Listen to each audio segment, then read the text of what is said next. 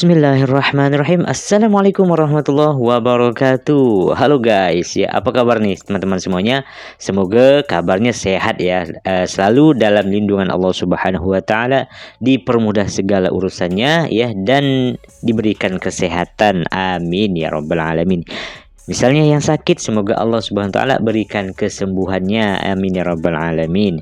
Oke guys, ya di video kali ini, wah ini sudah beberapa hari ya guys ya. Udah 2 harian saya tidak membuat video ya. Mohon maaf nih buat teman-teman ya.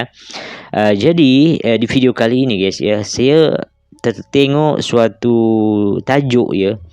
Di sini wah ini memang harus kita bahas ya guys ya. Di sini tajuknya yaitu padahal Malaysia hanya negara kecil ya, tapi mampu kalahkan Indonesia, negara muslim terbesar di dunia. Ya, betul ya. Memang kalau kita tahu di Indonesia itu muslim terbesar guys ya. Mayoritas istilahnya muslim. Tetapi kok bisa istilahnya kalah dari Malaysia seperti itu ya. Tentu kita di sini belajar guys. Apa sih kalahnya? Apa sih kekurangannya gitu kan? Tentu kita melihat seperti apa sih Malaysia ini, walaupun apa ya? Bisa dikatakan mungkin minoritas guys ya. Mungkin teman-teman semuanya nanti boleh komen di bawah ya, di kolom komentar. Mungkin ini menurut saya ya, mungkin minoritas muslim ya di Malaysia seperti itu. Minoritas atau mayoritas guys, boleh nanti bantu di kolom komentar. Dan langsung saja lah kita lihat videonya guys ya, supaya kita tidak penasaran seperti itu ya. Jadi sebelum kita lihat videonya, buat teman-teman semuanya yang suka mungkin dengan channel ini, bolehlah kiranya untuk support channel ini, subscribe, like, dan komen guys ya. Jom langsung kita lihat videonya. Indonesia sendiri kita tahu memiliki populasi muslim terbesar di dunia, tapi kita masih kalah dengan negara tetangga kita, negeri jiran Malaysia. Ini negeri jiran dalam Global Islamic Economy Indicator. Malaysia masih nomor 1. Padahal maksud saya skala atau luasannya Malaysia nggak sebesar itu. Apa yang Indonesia patut belajar daripada kemajuan Malaysia? Bagaimana ekonomi negara saya boleh maju dari Indonesia? Oke, linknya saya sertakan di deskripsi. Boleh korang support, boleh korang tonton video originalnya guys ya. Halo teman-teman, kembali lagi di channel Ria Oktorina. Kali ini, saya ingin membahas sebuah topik yang sangat menarik dan relevan, yaitu keberhasilan Malaysia dalam mengembangkan ekonomi syariah dan apa yang bisa kita pelajari dari keberhasilan tersebut. Dalam pembahasan ini, saya tidak bermaksud untuk membandingkan mana yang lebih baik atau lebih buruk antara negara kita dan negara lain. Tujuan saya adalah memberikan pandangan dan inspirasi agar kita bisa terus mengembangkan potensi Indonesia, khususnya dalam sektor ekonomi syariah, untuk kemajuan bersama. Yuk, kita simak lebih lanjut. Kita tahu bahwa Indonesia... Oke guys ya, sebelumnya kita hentikan dulu guys ya. Jadi tujuan video ini ya, saya pun juga bertujuan dari video ini bukan membandingkan dalam hal negatif guys ya. Sekali lagi ya, jadi supaya netizen Indonesia ya, supaya terbuka pikirannya guys ya. Bukan hanya mengatakan, oh bang, hanya apa ya, menjelek-jelekkan Indonesia begitu, menyanjung-nyanjung atau memuji Malaysia seperti itu. Tidak seperti itu guys. Bahwa kita tahu apa sih yang negara kita punya kekurangan seperti itu. Tentu kita belajar dari negara-negara yang lebih baik daripada negara kita guys ya.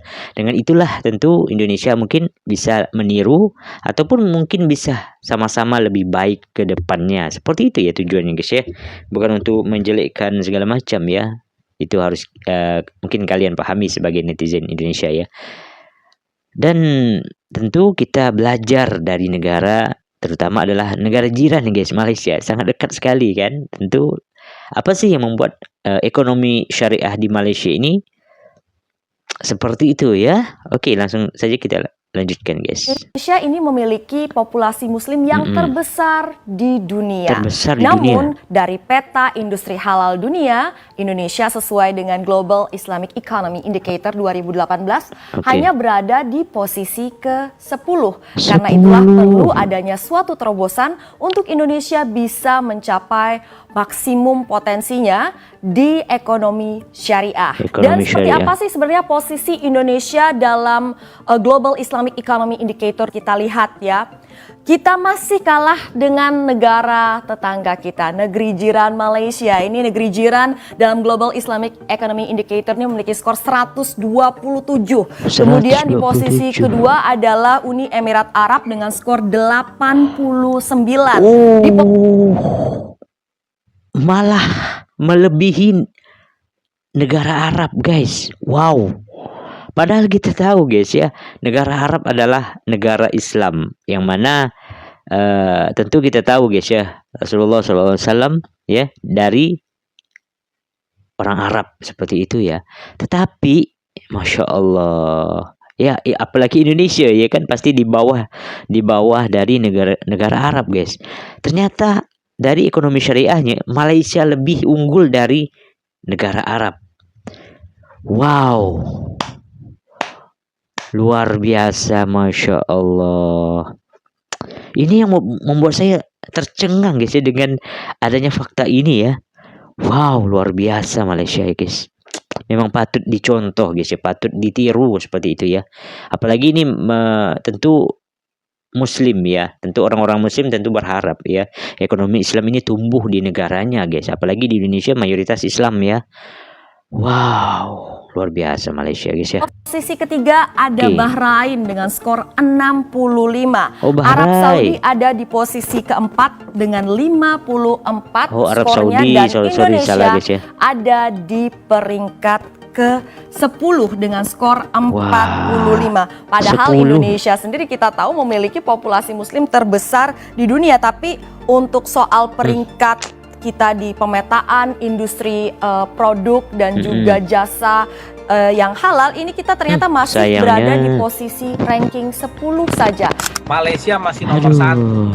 Padahal maksud saya skala atau luasannya Malaysia nggak sebesar itu. Iya, Kenapa gitu ya? Kalau kita orang selalu membandingkan Malaysia kok cepet ya, Indonesia agak lama ya. Kalau buat saya udah nggak apa-apa, kita bersyukur aja. Karena perbedaan approach-nya dari awal, Malaysia itu top down gitu kan. Jadi pemerintahnya yang membuat supaya tadi syariah itu dikembangkan dan Masya berbagai Allah. insentif dikasih. Luar Sementara di biasa. Indonesia itu berangkatnya itu bottom up, justru dari inisiatif dan voluntary dari masyarakat itu sendiri. Betul, Sahabat betul. Indonesia yang menonton video ini, suka saya ingatkan, saya bukan saja buat video ini, tetapi untuk mengulas kenyataan daripada laman Twitter dari negara anda sendiri yang mengatakan bahawa apa yang Indonesia patut belajar daripada kemajuan Malaysia. Bagaimana ekonomi negara saya boleh maju dari Indonesia. Sebenarnya hasil yang kita nampak pada hari ini pada negara Malaysia adalah kerana kebijakan pemimpin kami yang terdahulu. Pemimpin kami mengamalkan dasar ekonomi yang betul daripada tahun 1970 sampailah pada lewat 2010. Tapi potensi negara Indonesia itu jauh lebih besar daripada negara betul. kami. Walaupun Indonesia jauh lebih awal merdeka pada kami, tetapi duka citanya pada ketika pemerintahan Soekarno pada tahun 1945 sehingga 1967 hampir tiada pembangunan dekat Indonesia. Malah dasar Soekarno membuatkan inflasi merayap. Indeks kos tarikh hidup dekat Indonesia meningkat daripada 100 pada tahun 1958 kepada 600,000 pada tahun 1967. Kiranya boleh kita katakan bahawa pembangunan negara Indonesia bermula dari kosong pada zaman pemerintahan Soeharto. Dalam masa yang sama, dekat tanah Melayu ataupun dekat Malaysia pada ketika itu, di bawah kepimpinan Tun Razak dan juga Tun Hussein, telah mengubah ekonomi Malaysia yang bergantung kepada ekspor bahan mentah kepada gantian input. Pada ketika inilah kita dapat lihat pembangunan infrastruktur mula digiatkan. Usaha daripada Tun Razak dan juga Tun Hussein On telah menyediakan tapak untuk zaman industrialisasi di bawah Tun Mahathir pada tahun 1981 hingga tahun 2000. Pada ketika inilah zaman beliaulah menyebabkan ekonomi negara kita melonjak ke tahap yang baru. Boleh lihat peningkatan ekspor Malaysia mencecah 100% daripada KDNK pada tahun 1980-an. Walaupun Suharto menjalankan dasar yang lebih kurang sama, tetapi tidak cukup intensiti yang ada seperti mana yang dilakukan oleh pemimpin-pemimpin Malaysia. Maka ketika inilah yang kita namakan sebagai pemisahan besar ekonomi Indonesia dan juga Malaysia yang pertama. Kedua pula berlaku ketika zaman krisis kewangan pada 1997 hingga 98 dekat Asia. Kali ini Malaysia bertuah memiliki Pak Lah dan juga Datuk Seri Najib Razak yang ketika itu mengubah dasar ekonomi negara kita kepada meliberalisasikan pelaburan dan perdagangan dan mula mengurangkan kebergantungan kepada ekspor. Di zaman inilah FTA dan juga FPI menjadi tumpuan utama negara kita. Dalam masa yang sama, Suharto cuba untuk mengamalkan dasar yang sama tetapi gagal cekap dengan Malaysia kerana fasiliti dekat Indonesia tidak sebaik di Malaysia. Tun Razak dan juga Tun Hussein On telah menyediakan tapak untuk pembangunan infrastruktur di Malaysia dan kemudian disambung oleh Tun Mahathir pada zaman beliau yang kita kenali dengan pembinaan projek mega yang sangat mengasyikkan. Kekurangan infrastruktur menyebabkan daya saing ekonomi Indonesia tidak mencapai apa yang kita capai. Indonesia ialah sebuah negara kepulauan. Jadi untuk menghubungkan antara pulau dan pulau yang lain memerlukan infrastruktur yang berkelas dunia. Jadi atas sebab itulah carta ease of doing business yang dikeluarkan menunjukkan bahawa Indonesia lebih rendah berbanding dengan Malaysia dan Singapura. Indonesia pula lokasinya kurang strategik, jauh daripada laluan perdagangan utama dunia. Kerana itulah Jokowi pada zaman pemerintahannya menumpukan 100% tumpuan kepada menaikkan infrastruktur dekat negara Indonesia. Idea Jokowi seperti poros maritim dunia sebenarnya adalah untuk cuba meningkatkan daya saing Indonesia. Atas sebab itu, saya berpendapat bahawa sekiranya Indonesia memiliki pemimpin yang tepat yang mampu menyambung legasi Jokowi, insya-Allah potensi Indonesia jauh lebih besar daripada Malaysia. Sebab itu ada badan-badan dunia meramalkan Indonesia pada tahun 2050 akan menjadi ekonomi keempat terbesar dunia. Tapi untuk jadi seperti itu, Indonesia perlu ada pemimpin yang tepat. Buat masa sekarang, Indonesia adalah naga yang sedang tidur. Bergantung kepada siapa yang mampu mengejutkan naga ini. Saat mendengar istilah Global Islamic Economy, mungkin yang pertama kali terlintas di benak kita adalah negara-negara seperti Arab Saudi atau Uni Emirat Arab yang seringkali menjadi simbol dari ekonomi syariah. Betul Namun, guys. Tahukah kalian bahwa Malaysia justru berada di puncak daftar negara dengan ekonomi syariah terbaik di dunia? Ini adalah pencapaian luar biasa, di mana Malaysia berhasil meraih skor lebih dari 200 poin dalam indeks ekonomi syariah global. Jauh di atas Arab Saudi yang memiliki skor sekitar di bawah 150 Malaysia. poin, dan Uni Emirat Arab di posisi ketiga dengan skor sekitar 133 poin. Di bawah lagi. Keberhasilan Malaysia dalam sektor ini tidak hanya sekadar angka, melainkan bukti nyata dari strategi yang mereka terapkan secara konsisten. Luar biasa. Indonesia sendiri berada di peringkat keempat dengan skor lebih dari 90 poin. Memang, kita masih memiliki jarak yang cukup jauh dibandingkan dengan Malaysia. Tetapi ini tetap menjadi sebuah pencapaian yang harus kita syukuri. Iya, syukuri dan belajar bahwa ya. Potensi ekonomi syariah di Indonesia sangat besar dan kita bisa terus berupaya untuk mengembangkannya lebih jauh lagi. Selain 3 negara teratas, beberapa negara lain yang juga masuk dalam 10 besar meliputi Yordania, Bahrain, Kuwait, Pakistan, Iran, dan Qatar. Menariknya, negara-negara di kawasan Timur Tengah mendominasi posisi-posisi teratas, tetapi Indonesia mampu bersaing di antara mereka. Ini adalah bukti nyata bahwa kita memiliki peluang yang sangat besar untuk menjadi pemain utama dalam ekonomi syariah global di masa depan. Amin ya rabbal Asalkan alamin. kita terus berinovasi dan memperkuat infrastruktur kita. Sektor ekonomi syariah yang berkembang di Indonesia tidak hanya terbatas pada perbankan dan keuangan. Di luar itu, ada sektor-sektor lain seperti industri makanan halal, pariwisata syariah, dan fashion muslim yang tumbuh pesat. Misalnya, perkembangan fashion muslim di Indonesia sangat mengesankan, dengan banyak desainer lokal yang sudah diakui di kancah internasional. Begitu pula dengan pariwisata syariah, di mana Indonesia memiliki kekayaan alam yang luar biasa. Mulai dari pantai hingga resor yang bisa disesuaikan dengan konsep syariah, memberikan kenyamanan bagi wisatawan muslim. Potensi besar lainnya datang dari industri makanan halal. Indonesia dengan keragaman kulinernya memiliki peluang besar untuk memperluas produk makanan halal, tidak hanya untuk pasar domestik, tetapi juga untuk diekspor ke negara-negara lain yang memiliki populasi muslim yang besar.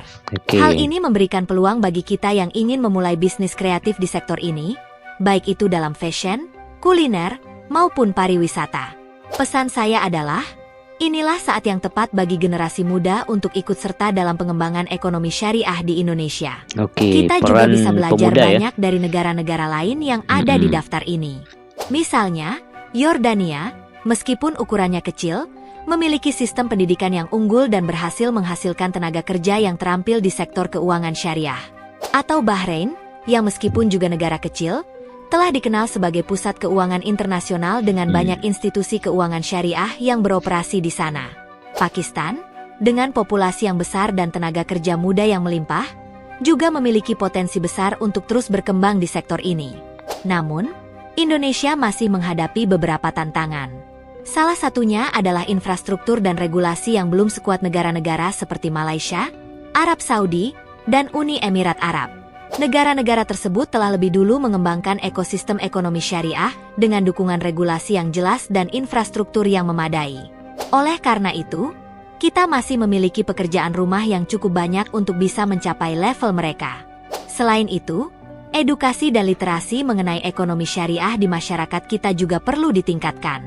Masih banyak yang belum memahami secara mendalam keuntungan dan prinsip-prinsip ekonomi syariah.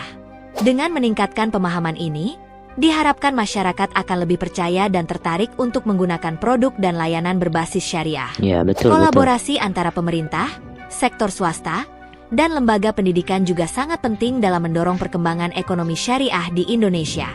Pemerintah harus terus mendukung regulasi yang pro terhadap ekonomi syariah, sementara sektor swasta harus lebih inovatif dalam menciptakan produk dan layanan yang menarik. Di sisi lain, lembaga pendidikan harus mencetak tenaga kerja yang kompeten di bidang ini. Terakhir, kita juga harus meningkatkan daya saing produk halal Indonesia di pasar global. Dengan kualitas yang baik dan sertifikasi yang diakui, produk-produk Indonesia akan lebih mudah diterima di pasar internasional, baik itu makanan, kosmetik, maupun produk lainnya. Nah, teman-teman, itulah pembahasan kita kali ini tentang keberhasilan Malaysia dalam ekonomi syariah dan apa yang bisa kita pelajari untuk mengembangkan ekonomi syariah di Indonesia. Ingat, pembahasan ini bukanlah perbandingan mana yang lebih baik atau lebih buruk, tetapi lebih kepada bagaimana kita bisa belajar dari keberhasilan negara lain dan menerapkannya di negara kita agar Indonesia bisa menjadi lebih baik lagi. Amin. Dengan kerja keras, inovasi, dan kerjasama dari semua pihak, bukan tidak mungkin kita bisa mencapai posisi yang lebih tinggi di daftar Global Islamic Economy di masa depan. Oke guys ya, wow, luar biasa guys ya. Malaysia ternyata urutan paling pertama guys, paling atas ya.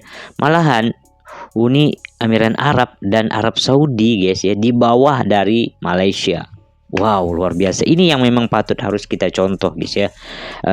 Tentu kita tidak perlu malu untuk mencontoh negara-negara yang lebih baik gitu ke depannya. Apalagi ini masalah kita sebagai orang Islam ya, Muslim, tentu berharap guys ya, ekonomi Islam di negara kita ini tumbuh lebih baik seperti itu ya. Karena kita tahu tentunya ekonomi Islam ya memang ya apa ya namanya simbol keberkahan ya kan, simbol keberkahan yang memang Allah Subhanahu wa taala meridhoi hal-hal yang halal segala macam ya, yang syariah seperti itu. Artinya memang syariah yang benar-benar syariah murni gitu guys ya. Walaupun ini mungkin menurut saya ya guys ya, kalau di Indonesia ya, kayak bank syariah segala macam mungkin belum sepenuhnya syariah secara benar gitu guys ya. Mungkin perlu menuju istilahnya syariah yang lebih baik gitu guys. Tapi yang saya salutkan adalah Malaysia guys. Kalau kita lihat dari penduduknya ya, dari negaranya ya, negara kecil istilahnya ya, tetapi dia mempunyai power yang sangat luar biasa guys ya, sehingga bisa di atas ya Uni Emirat Arab dan Arab Saudi. Padahal kalau kita tahu guys ya, Arab Saudi yang mana tentu kita tahu negara Islam yang terbesar begitu ya. Tetapi bisa Malaysia menyaingi negara-negara besar ini guys ya. Wow, luar biasa. Ini yang membuat saya apa ya, terharu juga guys ya sebagai orang Indonesia. Ya semoga Indonesia juga bisa seperti Malaysia. Itu harapan orang Indonesia. Amin ya rabbal alamin. Oke guys, mungkin itu adalah video hari ini. Semoga video ini bermanfaat buat kita semua ya, menjadi pelajaran juga buat Indonesia begitu ya.